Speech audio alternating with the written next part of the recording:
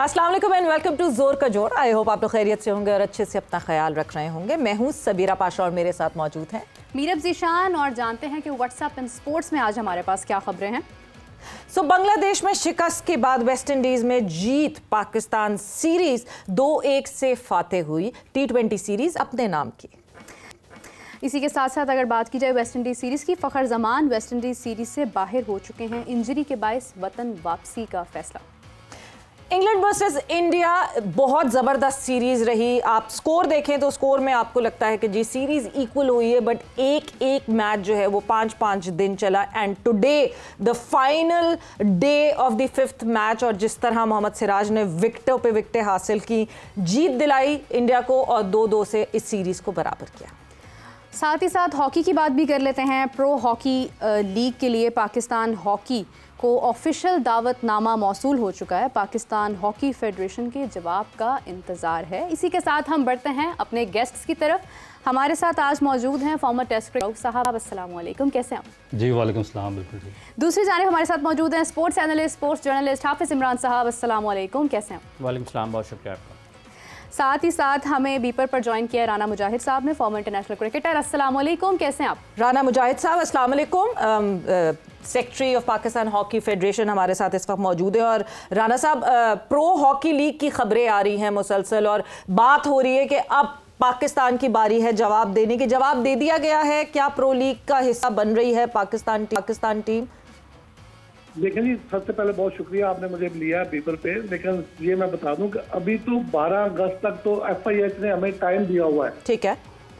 और उसके लिए हमने पाकिस्तान स्पोर्ट्स बोर्ड और गवर्नमेंट ऑफ पाकिस्तान को बता दिया है कि ये लाइन है हमारे पास, और ये अगर हम अपना लेते हैं तो इससे पाकिस्तान टॉप 10 टीमों में चले जाता है जी। और मैं समझता हूँ ये बड़ी मेहनत के बाद, ये 1.5 साल की वो मेहनत है जो प्रेसिडेंट तारिक बुख्ती साहब और पूरी फेडरेशन ने की है, और टीम ने मिलकर ये सारी एफर्ट करके तो टॉप 10 हॉकी खेलने का मौका मिलने जा रहा है बड़े अरसे के बाद। तो इसके लिए मैं समझता हूँ कि पाकिस्तान स्पोर्ट्स बोर्ड भी बहुत सीरियस है, उन्होंने भी बड़ी तावन की यकीन दहानी कराई है। तो इंशाअल्लाह हमें ऑफिशियली कोई जवाब मिल जाएगा। हाँ। तो हम जरूर आपको आगाह कर देंगे। बट राणा साहब, आप तो दूर की खबरों पे नजर रखते हैं, तो कुछ पता तो चल रहा होगा, कुछ अंदाजा तो हो रहा होगा, बिकॉज ये तो 12 अगस्त तो बिल्कुल करीब है इस वक्त।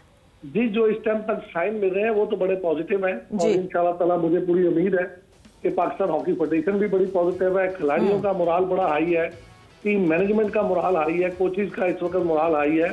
तो मैं समझता हूँ जो हॉकी लवर्स है उनका मोराल हाई है कि इंशाल्लाह ताला पाकिस्तान को बहुत देर के बाद एक मौका मिलने जा रहा है। तो इसको पाकिस्तान हॉकी बिल्कुल खोना नहीं चाहेगी और इसके लिए पूरी एफर्ट करेगी कि इंशाल्लाह ताला हम इसका हिस्सा बन जाएं। राणा साहब, ताहिर जमान साहब ने कहा था कि वो जो $25 लाख की बात हो रही थी वो एक गलत फिगर थी, और हमने अमेंड करके सही फिगर भेज दिए प्रो लीग के लिए, यानी वो कम है इससे। ये भी एक पॉजिटिव साइन है कि हाँ जी वो कम खर्चा है, इतना ज्यादा खर्चा नहीं है कंपेरेटिवली जितना स्पेक्यूलेट हो रहा था। जी बिल्कुल ठीक कहा आपने, ये ऐसी ही है बात कि वो बिल्कुल गलत बात थी, और इसके लिए हमने सजेस्ट किया है, जो एस्टिमेटेड बजट दिया है हमने गवर्नमेंट को, उसके लिए हमने 35 करोड़ रुपए की डिमांड की है। तो मैं समझता हूँ कि ये 35 करोड़ की डिमांड है हॉकी लीग के लिए, और उसमें हमने कोई $25 लाख नहीं मांगे। ठीक है राणा साहब, बहुत बहुत शुक्रिया, thanks a lot for updating us. और हालात और जज्बात ऐसे ही लग रहे हैं कि प्रो लीग में पाकिस्तान हॉकी टीम शिरकत करती हुई दिखती है। राना मुजाहिद साहब, the Pakistan hockey federation was with us. तो अच्छी खबर एक खेल के लिए। रऊफ, ऑब्वियसली पाकिस्तान हॉकी की जब हम बात करते हैं, यस क्रिकेट को तो फॉलो करते हैं, मगर शायद पाकिस्तान हॉकी के लिए हम पाकिस्तानियों का दिल अलग तरीके से धड़कता है। देखिए, बड़ा अच्छा मेरा ख्याल है कि आपका स्टार्ट हुआ, क्योंकि मैं खुद भी हॉकी खेलता रहा हूँ। क्रिकेट से पहले हमने हॉकी ही खेली थी, क्योंकि क्रेज़ हॉकी का था। माजिद खान, पाकिस्तान के जो काफ़ी जो पास्ट के प्लेयर्स हैं हॉकी खेलते रहे हैं, फिटनेस के लिए भी, शौक के लिए भी, और एक पूरी जनरेशन को शौक था हॉकी का। अब इशू क्या है, देखिए कि सबसे जो बड़ी बात मैं करता हूँ कि 4 दफ़ा का पाकिस्तान ओलंपिक चैम्पियन है, 4 दफ़ा का वर्ल्ड चैम्पियन है जी, और बेशुमार पाकिस्तान के पास दूसरे एजाज़ात हैं हॉकी के। और जिसे हसन सरदार, समीउल्लाह, हनीफ खान, शहबाज सीनियर, बेशुमार शाहिद अली खान, मंसूर अली खान जैसे नाम पैदा किए, अब उसको, उस ऑर्गेनाइजेशन को, उस फेडरेशन को यहाँ पर लाकर खड़ा कर दिया गया है कि उनको इनविटेशन आता है बाहर से और उनके पास फंड्स नहीं है उसमें पार्टिसिपेट करने के लिए। लास्ट ईयर मेरा ख्याल है कि अजलान शाह में था पार्टिसिपेशन के फंड्स नहीं थे इनके पास। ऑस्ट्रेलिया में टीम गई है, किसी से मांग के उनको खाना खिला रहे हैं। अजलान शाह में फंड्स नहीं थे, अजलान शाह में जो खर्चे किए थे वो पैसे पूरे नहीं दिए थे, इस वजह से हमारे ऊपर बैकलैश आया था। देखिए ये क्यों हुआ, पाकिस्तान हॉकी का डिजास्टर क्यों हुआ, पाकिस्तान की जो स्पोर्ट्स का कल्चर है क्यों तबाह हुआ, बेसिक तो ये इश्यूज है ना, इसको सॉर्ट आउट करना चाहिए। हमारे इस पर कोई बात करता ही नहीं है। देखें जी रिस्पॉन्सिबिलिटी किसकी है, मैं जो पाकिस्तान हॉकी फेडरेशन के पास इस टाइम पे जो फैसिलिटीज़ हैं वो मेरा ख्याल है कि यूरोप में आप किसी भी छोटे से गांव में चले जाएं, क्योंकि मैं वहाँ पे काफ़ी ज़्यादा खेलता रहा हूँ, आप किसी छोटे से छोटे शहर में चले जाएं, वहाँ पे उससे ज़्यादा इंफ्रास्ट्रक्चर डेवलप मिलेगा हॉकी का जो पाकिस्तान की नेशनल टीम के पास और पाकिस्तान हॉकी फेडरेशन के पास है। ये हमने हॉकी का हल कर दिया, कबड्डी हमारा देख ले, एथलेटिक्स हमारी देख ले, फुटबॉल हमारी देख ले, दो पैरेलल ऑर्गेनाइजेशन हम चला रहे हैं और उसी समझ पे अब ये जो क्रिकेट एक रह गया था उसको भी लेके जा रहे हैं। तो मेरा ख्याल है कि ये गवर्नमेंट को इस पर नोटिस दिलाना चाहिए और जो right man for the right job, जो कॉम्पिटेंट लोग हैं, जो एजुकेशनिस्ट हैं, जिनका एक्सपीरियंस है इस फील्ड में, उनको यहाँ पर लाकर अपॉइंट करें जो दिल से काम करना चाह रहे हैं। ये जो पैराशूटर्स पकड़ कर डाल देते हैं ना ये सारा आपका सिस्टम बर्बाद करके भाग जाते हैं, अपना पैसा बनाते हैं, अपने जो उनके फ्रंटमैन होते हैं उनको क्रिकेट बोर्ड में, हॉकी फेडरेशन में, फुटबॉल फेडरेशन में लाते हैं, पैसा बनवाते हैं, 6 महीने के बाद वो निकल जाते हैं वहाँ से। कोई भी खेल हो, right man for the right job नहीं दिखता।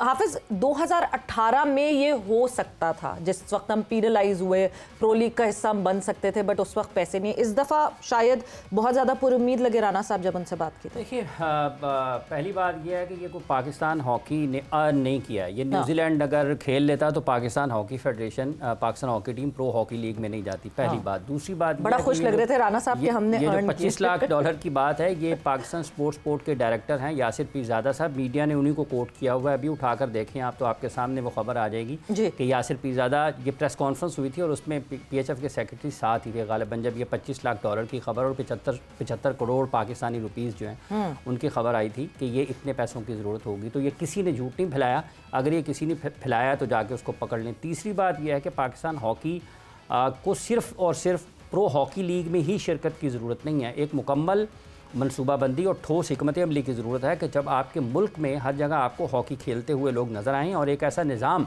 जो लोगों को ड्राइव करे टुवर्ड्स पाकिस्तान नेशनल टीम, उस चीज़ की ज़रूरत है जिसकी हमें कमी नज़र आती है। Pakistan hockey team pro hockey league में जाती है, बहुत अच्छी चीज़ है कि खिलाड़ियों को मिलेगा दुनिया के बेहतरीन हॉकी टीमों के ख़िलाफ़ खेलने का मौका, लेकिन इसको ये कहना है कि ये पाकिस्तान हॉकी फेडरेशन की 1.5 साल की कारकर्दगी की बुनियाद पर मिला है, ये हक़ाइक़ के मुनाफी है। ये पाकिस्तान के लड़के अच्छा खेल रहे हैं, इनको भरपूर मौके मिलने चाहिए, इनकी सलाहियतों के इजहार के।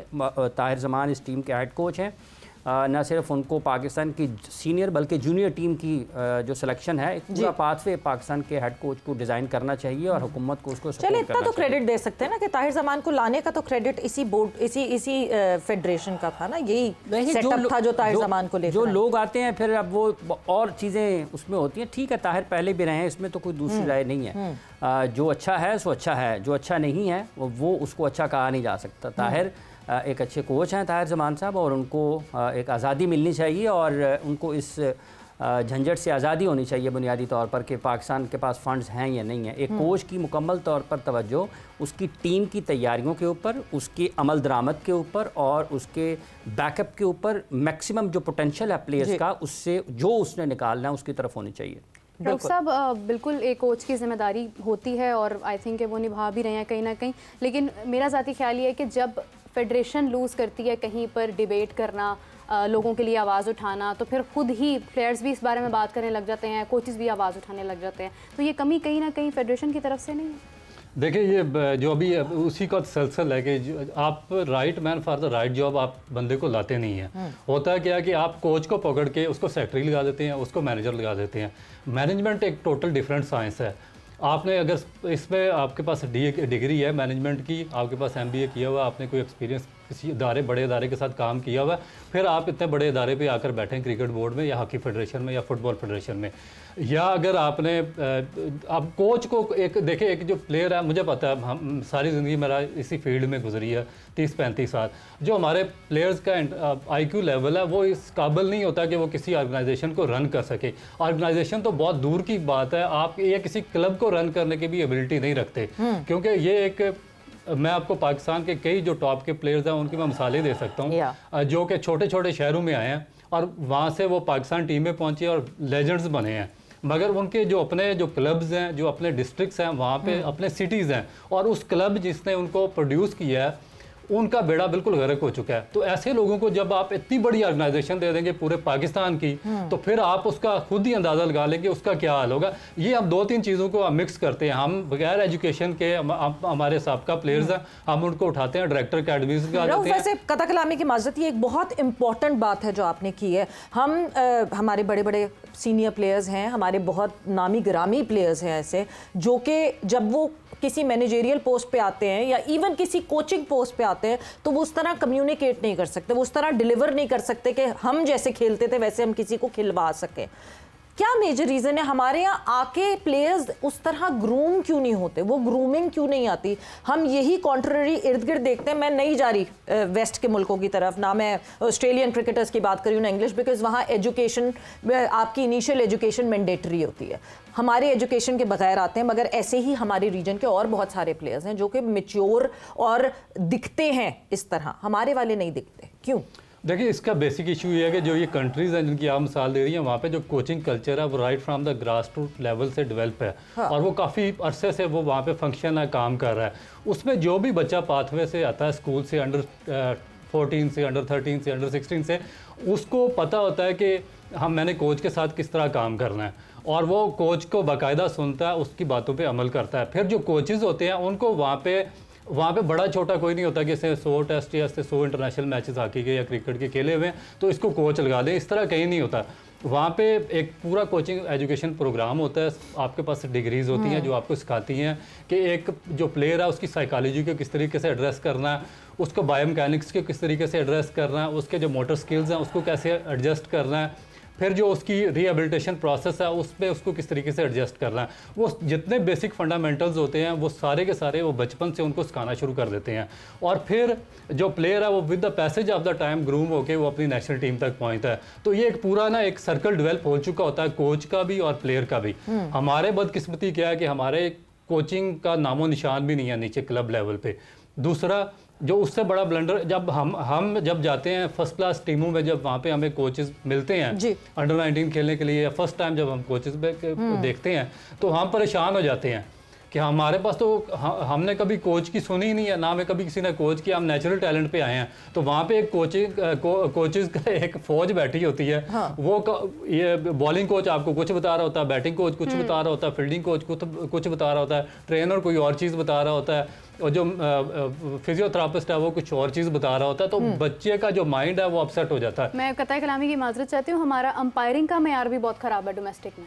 देखिए, बेस किसी चीज़ की भी बेस नहीं है ना। आप बेसिक लेवल पे कोई काम भी ग्रास रूट पे नहीं कर रहे। हाँ। आपने कल्चर डेवलप किया ही नहीं हुआ। आपको पता है अंपायरिंग यहाँ पे कैसे होती है? 2-3 एक क्लब है, ये इधर लाहौर का, उसी से 4-5 अंपायर्स आते हैं, वो पाकिस्तान क्रिकेट बोर्ड में उनकी लॉबी है, वो अपने 5-6 अपने जो अपने उनके होते हैं साथ दोस्त, उनको एडजस्ट करते हैं, उनको एलीट पैनल में भेज देते हैं, और इस तरह उनका काम शुरू हो जाता है। तो ये जो सिस्टम है ये पूरा का पूरा जो है ये एक माफिया की तरह चलता है। ये कोचिंग प्रोग्राम से लेके coaching education program, umpiring, match referee, groundsmen, और हाफिज, ये सारा कुछ सुन के तो मुझे ये ऐसा लगता है कि हम कभी भी कोई तब्दीली नहीं देख सकते over the period of time, because जितना ये सिस्टम रोटन हो गया।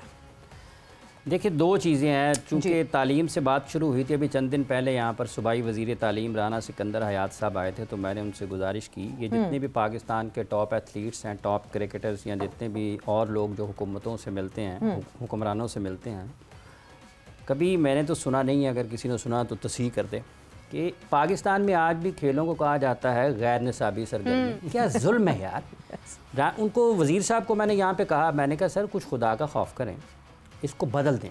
ये हम निसाबी सरगर्मियों का इसको दर्जा दें। आप तो डिस्करेज कर रहे हैं, आप दुनिया के साथ मुकाबला करना चाहते हैं खेलों में और आप उसको कह रहे हैं गैर निसाबी हैं।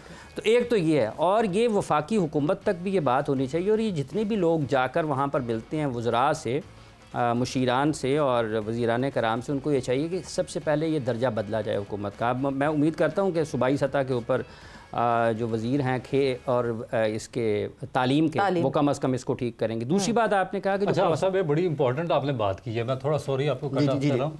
हाँ, ये जो एजुकेशन की बात इन्होंने की है ना, कि जो एक्स्ट्रा करिकुलर एक्टिविटीज़ में आती है स्पोर्ट्स, ये नहीं होनी चाहिए। देखिए अब ऑस्ट्रेलिया में उन्होंने क्रिकेट को राइट में शामिल कर दिया, ठीक है। साउथ अफ्रीका में जो स्पोर्ट्स साइंसेज है वो आपको बिल्कुल पहली क्लास से शुरू कर दी जाती है, ताकि जो बच्चा एथलीट कोई भी आता है वो उसको बेसिक अब सारा कॉन्सेप्ट का पता हो, उसको अपनी न्यूट्रिशन का पता हो, उसकी अपनी फिटनेस का पता हो, उसको अपनी साइकोलॉजी का पता हो, उसको हर चीज़ बेसिक जो फंडामेंटल्स हैं उन सब का पता हो। तो ये आफिस साहब ने बड़ी अच्छी बात की है कि ये एक्स्ट्रा करिकुलर एक्टिविटीज़ नहीं है, इसको प्रो करिकुलर एक्टिविटीज़ में कन्वर्ट करना चाहिए, क्योंकि इससे अगर आप इसको स्पोर्ट्स का हिस्सा नहीं बनाएंगे, इसको निसाब का हिस्सा नहीं बनाएंगे स्पोर्ट्स को, तो फिर तो आपका मेरा ख्याल है कि पूरा ढांचा ही सफर करेगा। ओलंपिक मेडल्स जो हैं, ओलंपिक मेडल्स जो हैं जहाँ पर दुनिया लड़ती है, चाइना है, रशिया है, अमेरिका है, इंग्लैंड है, या दुनिया के जो बड़े ओलंपिक टेबल्स के ऊपर लोग ममालिक होते हैं, उन सब के लोग जो हैं वो वहाँ पर आपको उनकी जामियात से नजर आते हैं। अब आपने Hafeez just hold your thought here, क्योंकि हम जाएंगे एक ब्रेक पर, और ब्रेक से जब वापस आएंगे इस प्लेटफॉर्म पे ये भी बात हुई है कि व्हाई नॉट एजुकेशन मिनिस्ट्री और स्पोर्ट्स मिनिस्ट्री को एक साथ कर दिया जाए, कि वो कोऑर्डिनेशन में रहें, कि ये हिस्सा बन जाए। ब्रेक पर जा रहे हैं, ब्रेक से वापस आते हैं, कॉन्वर्सेशन को आगे बढ़ाते हैं।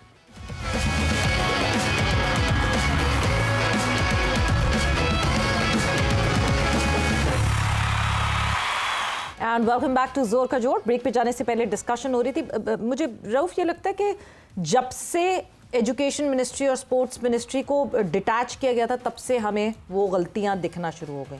बट अब गलतियों से ज़रा मूव ऑन करते हैं, बिकॉज हमने बांग्लादेश की सीरीज़ में तो गलतियां की थी, बट वेस्ट इंडीज़ में इतनी गलतियां नहीं हुई, शायद वेस्ट इंडीज़ की तरफ से गलती हो गई। सो आखिरी मैच जो है वो हमें जीत की नज़र में मिल गया, वरना वो जो मिस कैलकुलेशन थी, अगर वो ना होती तो शायद मुश्किल हो जाता हमारे लिए।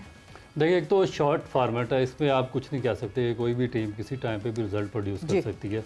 असल चीज़ है जो लॉन्ग फार्मेट है, जो आपके प्लेयर्स हैं, जो आपका कोचिंग स्टाफ है या जो आपका बोर्ड है, उसका रियल टेस्ट होता है टेस्ट क्रिकेट में, जो पाकिस्तान खेलता ही नहीं है। और वो जो होता है ना कि कछुए ने अपनी वो गर्दन छुपाई होती है, उस तरीके से एक्ट कर रहा पाकिस्तान क्रिकेट बोर्ड के। वो तक की बात करें, हम तो ओडीआई भी नहीं खेलना चाह रहे थे, तो वो तो वेस्ट इंडीज क्रिकेट बोर्ड ने हमें कि ये ऐसे लोग पाकिस्तान क्रिकेट बोर्ड में बैठे हुए हैं कि ये वेस्ट इंडीज़ की मिन्नतें कर रहे हैं कि भाई जो 3 हमने ओडीआई खेलने हैं, इसी जगह उनको T20 में कन्वर्ट कर दो।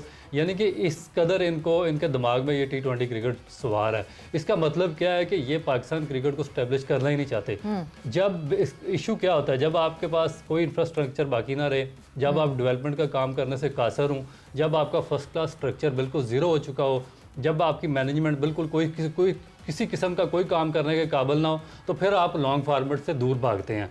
क्योंकि लॉन्ग फार्मेट ऐसा फार्मेट है कि जो आपका पूरा सिस्टम है उसको एक्सपोज करके रख देता है। हाँ। अभी देखिए, आपने इंग्लैंड और जो इंडिया की सीरीज़ चल रही है, उससे पहले ऑस्ट्रेलिया और इंग्लैंड की सीरीज़ थी, फिर साउथ अफ्रीका और इसका वर्ल्ड चैम्पियनशिप का फाइनल हुआ है, तो पूरी वर्ल्ड ऑफ क्रिकेट उसमें इन्वॉल्व रही है और लोगों ने उसको फील किया कि दोबारा रिवाइवल हो रहा है टेस्ट क्रिकेट का। और पता चल रहा था कि ये ऐसे कंट्रीज़ खेल रहे हैं जहाँ पे जो पूरा इंफ्रास्ट्रक्चर है, जो ICC उनको फंडिंग देती है, उसको जस्टिफाई वो कर रहे हैं कि हमारा सिस्टम। और वो जो 4 दिन की डिबेट चल रही थी ना कि नहीं जी टेस्ट क्रिकेट 4 दिन पे हो जानी चाहिए, ये जो सीरीज हुई तीनों ऊपर तले, उन तीनों ने इसको नेगेट कर दिया, क्योंकि सारे मैचेस 5-5 दिन तक। ये बात कहाँ से शुरू हुई थी? ये टेस्ट क्रिकेट को लिमिटाइज की पाकिस्तान से शुरू हुई थी। और शर्म आनी चाहिए, ये लेजेंड्स है, पाकिस्तान क्रिकेट का बेड़ा गर्क कर रहे हैं। सिर्फ पाकिस्तान की क्रिकेट का नहीं, बल्कि ऑल ओवर द वर्ल्ड ये इस काबिल भी नहीं है कि इनको इनके नाम के साथ लेजेंड लगाया जाए कि आप टेस्ट क्रिकेट को कह रहे हैं कि रिड्यूस करके आप 5 दिन से 4 दिन पर ले आएँ।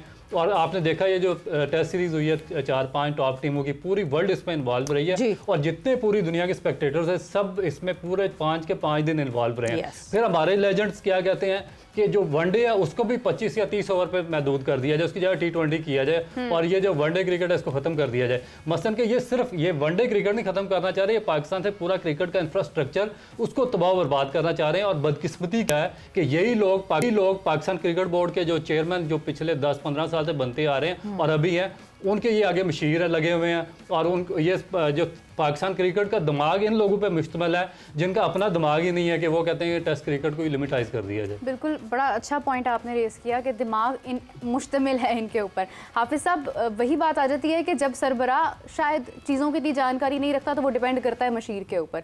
मशीर ठीक हैं या नहीं है ये एक अलग डिबेट है, लेकिन सरबराह का चीज़ों को समझना बहुत ज़्यादा इंपॉर्टेंट है। क्या कहेंगे इस हवाले से? देखिए, बिल्कुल ज़रूरी है, इसमें तो कोई दूसरी राय नहीं है कि अगर आप एक टीम बनाते हैं और अगर आप टीम बेहतर नहीं बनाएंगे तो आपके लिए मुश्किलात होंगी। ये बुनियादी किसी भी इदारे को चलाने के लिए उसकी जो बुनियादी ज़रूरियात हैं अगर या बुनियादी चीज़ें हैं अगर आप उससे नावाकिफ़ होंगे तो फिर आपके लिए मुश्किलात तो होंगी, और फिर ये गाए बगाए वक्तन फ़वक्तन आपको नज़र आती रहेंगी। और ये कोई आम खेल तो है नहीं है। यहाँ पे पाकिस्तान में समझा जाता है कि सबसे आसान है क्रिकेट, तो फिर डॉन ब्रैडमैन या फिर गलत हैं या फिर हम सारे गलत हैं जिन्होंने कहा था आखिरी अपना टेस्ट मैच के ऊपर कि जब खेल की समझ आई है तो खेलने की उम्र गुजर गई है। तो मुझे तो रऊफ साहब ज़रा रहनुमाई करते हैं फिर कि या तो डॉन ब्रैडमैन जिसने 99.94 का एवरेज है या वो गलत है या फिर हम गलत है। ये सिंपल एक हमारा मेजर देखें इंटरेस्ट टेस्ट का वहीं से पता चल जाता है जब हमने एक ऐसे कोच को लगा दिया कि हाँ जी कॉन्ट्रैक्ट बाकी है, इसको क्या करें, कहाँ किस जगह अपॉइंट करें, तो चलो जी टेस्ट का कोच लगा देते। तो अजहर महमूद साहब को हमने टेस्ट का कोच लगा दिया। देखिए, वो कॉन्ट्रैक्ट की पैसे देने थे, पैसे बचाने के लिए कि आपने कॉन्ट्रैक्ट उसके साथ साइन किसने किया। आप सबसे पहले तो उस आदमी को पकड़े ना कि जिससे ये एक बेहुदा किस्म का कॉन्ट्रैक्ट साइन किया हुआ है कि अगर आप छोड़ जाएंगे या आपकी नाकाम ये जो आपकी ये नाकाम परफॉर्मेंस है इसकी वजह से हम आपको निकालने लगेंगे तो आपके दोबारा पैसे देने नहीं। बट जितनी अनसर्टेनिटी पाकिस्तान क्रिकेट बोर्ड में रऊफ ऐसे ही करना चाहिए कि 3-3 महीने का क्वेश्चन तो रखना ही चाहिए। ये पहली दफा नहीं हुआ। हाँ। आप मेंटोर आपने चैंपियंस का अपने 6 मेंटोर आपने अनाउंस किया 50 लाख रुपए पे, आपने एक 15 दिन का टूर्नामेंट करवाया, बोगस टूर्नामेंट था बिल्कुल, उसका कोई रिजल्ट नहीं निकला, और उन 6 मेंटोर्स वो घर बैठे रहे और वो आपसे पैसे लेते रहे और वो इंतजार करते रहे 6 महीने पाकिस्तान क्रिकेट बोर्ड का कि पाकिस्तान क्रिकेट बोर्ड हमें कोई नई ड्यूटी देगा, कोई काम देगा तो हम उसको जस्टिफाई करेंगे। मगर पाकिस्तान क्रिकेट बोर्ड 6 महीने उनको कोई काम देने में नाकाम रहा। 50 लाख रुपया उनको डेफिनेट वो भेजता रहा, मगर उसके बाद जब उनका 1-2 महीने बाकी थे तो उनको उन्होंने कहा रिजाइन करें, हम आपको नहीं लेकर चल सकते। ये कब होता है इनकम्पिटेंसी, जो अभी आप साहब ने बात की। अब देखें, मेरे पास 3-4 मास्टर डिग्रीज हैं, मगर मैंने ब्रॉडकास्टिंग का या ये जो आपका मीडिया का इसमें मेरे पास स्पेशलाइजेशन इसकी डिग्री नहीं है, ना मेरे पास कोई एक्सपीरियंस है। अब मुझे यहाँ पर लाके किसी भी इदारे का आप चेयरमैन लगा देंगे ब्रॉडकास्टिंग का या ये मीडिया के किसी भी ग्रुप का, उस इदारे की बर्बादी शुरू हो जाएगी। बिल्कुल, क्योंकि मुझे एक्सपीरियंस ही नहीं है उसका। इसी तरीके से मेरे पास क्रिकेट का भी एक्सपीरियंस है, जो क्रिकेट खेलते हैं, जिनके पास एजुकेशन है, जिनके पास सारा कुछ है, आप उनको बाईपास करते हैं। आप लगा कर वहाँ से मीडिया से बंदा उठाते हैं, उसको पाकिस्तान क्रिकेट बोर्ड का चेयरमैन लगाते हैं। वहाँ पर किसी की फैक्ट्री होती है, उसको उठाते हैं, पाकिस्तान क्रिकेट बोर्ड का चेयरमैन लग जाता है। वो एक कोई अखबार में जर्नलिस्ट होता है, उसको उठाते हैं, वो चेयरमैन लग जाता है। कभी कोई वो किसी और जगह पे काम कर रहा होता है, वहाँ से उसको उठाते हैं, वहाँ पे चेयरमैन लगा देते हैं। अब वो और इससे बड़ा डिजास्टर क्या, अब उनका टेन्योर क्या होता है, 6 महीने, 1 साल और 1.5 साल। किसी भी चीज़ को समझने के लिए आपके पास काफी टाइम आपको लगता है, उसको कम से कम 4-5 साल। क्रिकेट चेयरमैन आए, उन्होंने तो क्या बेहतरी की, उन्होंने भी तो कोई बेहतरी नहीं की। रमीज राजा साहब, मेरी अभी मेरी जो वो है मेमोरी में सबसे पहले नाम रमीज राजा साहब का आता है, वो भी तो चेयरमैन आए थे, वो भी तो क्रिकेटर थे। क्या बेहतरी हुई उनके टेन्योर में? देखिए, रमीज राजा का टेन्योर कितना टाइम पे था, बिल्कुल यही मैं बात करने लगा था ना कि आप टाइम भी थोड़ा देते हैं। जब आप टाइम नहीं देंगे तो फिर आपका डिजास्टर मजीद, एक तो आपको कॉम्पिटेंसी नहीं है उस फील्ड में, फिर उसके बाद आप टाइम भी नहीं देते। पाकिस्तान जूनियर लीग डिजास्टर नहीं थी रमीज राजा साहब के दौर में? देखिए, अगर उसको चलने देते, देखिए उसको चलने देते तो पता चलता ना कि उसको रिजल्ट क्या नहीं कर रहे हैं। जब वो हुआ ही नहीं है। रमीज राजा साहब फंसे किधर है? रमीज राजा उस बात पे फंसे हैं जो इमरान खान साहब का विजन था, जो 5 टीमें थी पूरे पाकिस्तान से बनाने की, उसमें, और उसके बाद जो डिपार्टमेंट को उसका एक्सक्लूजन था आपकी फर्स्ट क्लास क्रिकेट से। हुआ क्या कि हमारी 25 करोड़ की आबादी थी, हम वेलफेयर स्टेट नहीं थे, हम उनको सपोर्ट नहीं कर सकते जो हमारे जितने भी स्पोर्ट्समैन थे।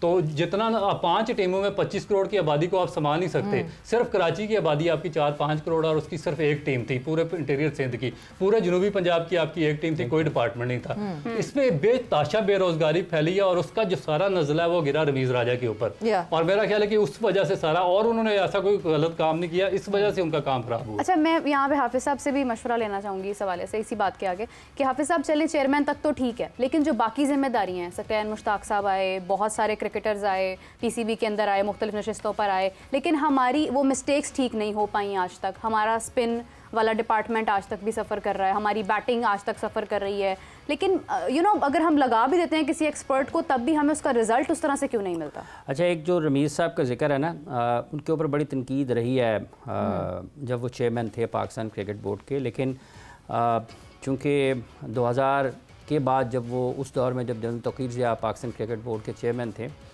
तो उस वक्त भी उन्होंने काम किया था पाकिस्तान क्रिकेट बोर्ड में। उस वक्त जो उन्होंने काम किया था उसका पाकिस्तान को फ़ायदा भी हुआ था। और अगर वो उसी GM बनकर आए थे, वो पाकिस्तान की अकेडमी का इफ्तिताह उन्होंने किया हुआ है। ये उसके पहले इस अकेडमी के पहले डायरेक्टर वो थे, ऐसे ही ना जी रोफ साहब? बिल्कुल ऐसे, ठीक है। और उस वक्त जो पाकिस्तान में जो डेवलपमेंट हुई है ना आपके इंफ्रास्ट्रक्चर की, वो उस वक्त में हुए। उसके बाद अगर किसी ने किया तो बता दे। अच्छा, एक ये तो उनको अगर वो उस सोच के साथ पाकिस्तान क्रिकेट बोर्ड के चेयरमैन की हैसियत से भी काम करते तो उनको कामयाबी मिल सकती थी, लेकिन इस वक्त हालात बड़े मुख्तलिफ थे जी। दूसरा, रऊफ़ का ये मानना, ये ठीक है कि उनको उतना वक्त नहीं मिला जितना मिलना चाहिए था, लेकिन बहरहाल जो ख़राबियाँ थी वो अपनी जगह पर मौजूद है। जहाँ तक ताल्लुक़ इस चीज़ का है कि किसको लगाना है किसको नहीं लगाना है, ये आप सारे क्रिकेटर्स जो हैं उठा के ले आएँ। कोई इंग्लैंड में एक बहुत मालदार शख्स था, उसने कोई पता नहीं बहुत भारी चेक जो है ना वो सर डॉन ब्रैडमैन को दिया कि मेरे बेटे को क्रिकेटर सिखा दें, क्रिकेटर बना दें, क्रिकेट सिखा दें, ठीक है। तो वो 7 दिन के बाद या 10 दिन के बाद ना उन्होंने उसको वो चेक वापस कर दिया। अच्छा। उस शख्स को उन्होंने कहा जी ये चेक क्यों, मतलब है जो चीज़ इसमें खुदा की तरफ से पैदाइशी तौर पर नहीं है, मैं कैसे डाल सकता हूँ? तो कोई कोच क्रिकेटर नहीं बनाता, कोई कोच क्रिकेटर नहीं बनाता। अगर कोच क्रिकेटर बनाते होते तो फिर आज वकार यूनस, वसीम अकरम, मुश्ताक अहमद, सकलैन मुश्ताक, सईद अनवर, जावेद मियादाद, इंजमामुल हक, मोहम्मद यूसुफ, इनके कोचों को होना चाहिए पाकिस्तान के क्रिकेट बोर्ड के कोचेस में।